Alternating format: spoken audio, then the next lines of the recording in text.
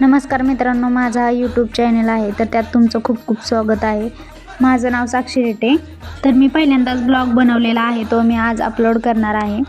तर लवकरच तुम्ही माझ्या आय डीमध्ये जाऊन माझा चॅनल सबस्क्राईब करा. जय शिवराय मित्रांनो. तर मित्रांनो, 7 वाजलेले आहेत. मी आणि माझे मिस्टर रायगडाकडे जाण्यास निघालेलो आहोत. तर पुढे जाताना आम्हाला भाटघर धरण दिसलं. कदाचित हे पाणी त्याच्यामधलंच असावं असं आम्हाला वाटतं, पण आम्हालाही माहीत नाही. आम्ही पहिल्यांदाच आल्यामुळं की नेमका हा काय प्रकार आहे. तर पुढे गेल्यानंतर ना आम्हाला मोहनगड दिसला. बघा, मोहनगड दिसल्यानंतर ना त्याच्या पुढे गेल्यानंतर ना थोडा कावळागड दिसला. तिथे आम्ही वाचलं, त्यावेळेस आम्हाला समजलं की तो कावळागड आहे. मग आम्ही महाडमध्ये पोचलो. तिथे आम्हाला ही महाराजांची अशी स्मृती बघायला मिळाली. महाडमधून 23 किलोमीटर हा रायगड किल्ला आहे. तर मित्रांनो, आम्ही सातारा जिल्ह्यामधून आलेलो होतो. 250 किलोमीटरचं आमचं अंतर होतं. येणं जाणं 500 किलोमीटर पडत होतं. चला आता जाऊया स्वर्गामध्ये, बघूया स्वर्ग. गड आम्हाला लांबूनच दिसला म्हणून मी फोटो घेतला. खाली गेलो त्यावेळेला मला असा बोर्ड दिसला, त्यावर लिहिले होते चित्ता दरवाजा, रायगड रोपवे, रायगड वाडी, हिरकणी वाडी, नेवाळी वाडी आणि वाघोली. पुढे चला. तर त्यापैकी आपण चित्ता दरवाजाने वरती चाललेलो आहोत. तर मित्रांनो, चालत गड चढणार आहोत आपण आता, रोपवेनी नाही. बघा, आपण चालत वरती चाललेलो आहोत, कारण त्यावेळेसच आपल्याला समजणार आहे की नेमका गड आहे कसा. तर ही गाडवे बघा आपल्याला मदत करतायत आपला गड दुरुस्त करण्यासाठी. तर आपण जास्त वेळ न लावता डिरेक्टली मी तुम्हाला दरवाजापाशी, मेन दरवाजापाशी घेऊन जाणार आहे. तर या मित्रांनो, बघूया आपण हिरोजी इंदुलकर यांनी गड कसा बांधला आहे. बघा, खूप त्रास होतोय चढायला. त्यावेळेस कसं केलं असेल आपल्या मावळ्यांनी, पण एक उत्सुकता आहे. बघा, आता आपण आलेलो आहे दरवाजापाशी.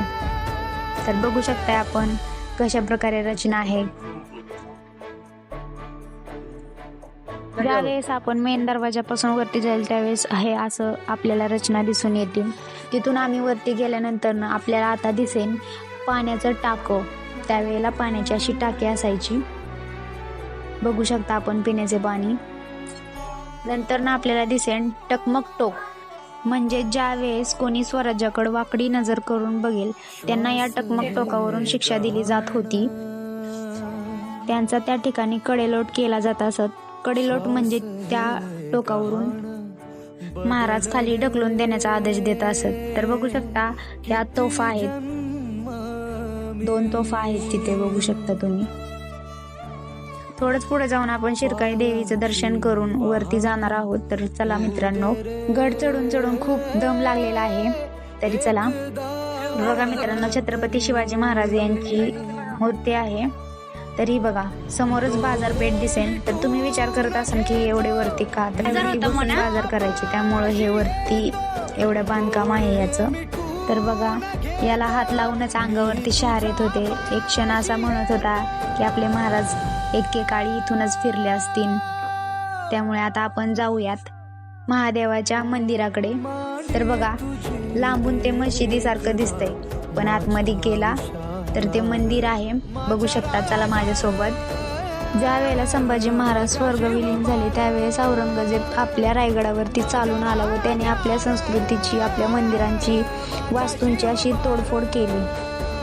तोफेने सर्व गड विस्तृत करून टाकला. संभाजी महाराजांनी त्यांचा धर्म स्वीकारण्यास नकार दिला. त्यावेळेस त्यांनी आपला पूर्ण गड पेटवून दिला व तो तब्बल 14 दिवस गड जळून खाक झालेला होता.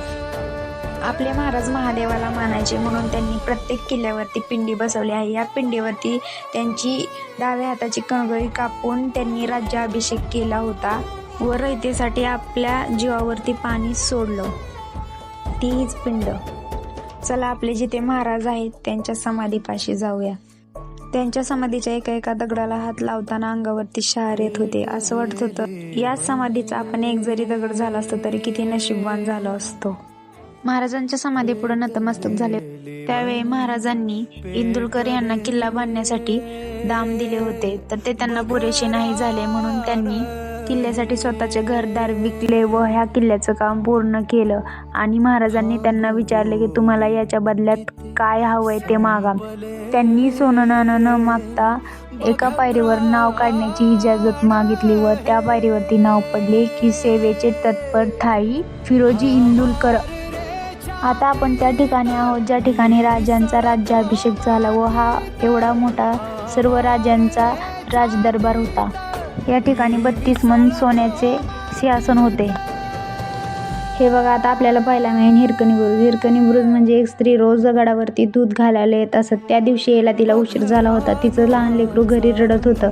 ते तान्हं होतं. सायंकाळी गडाचे दरवाजे बंद झाले व ती आतमध्ये अडकली. त्यावेळेस तिने या बुरुजावरून खाली गड उतार झाली. त्यावेळेस खूप रात्रीची वेळ होती. दिवसात सकाळी महाराजांनी तिला राजदरबारात बोलवलं व तिचा सत्कार केला. म्हणून महाराजांनी आपल्या आईची लेकराबद्दलची तगमग बघून त्या गडावरून गड उतार झाल्यामुळे त्या गडाला एक बुरुज बांधला व त्याला हिरकणी बुरुज असे नाव दिले. या ठिकाणी नतमस्तक होऊन गड उतार झाले, कारण सायंकाळ होण्याअगोदर गडाचा दरवाजा बंद करणे ही पद्धत अजूनही तशी चालू आहे. भावुक सर मीच स्वतःला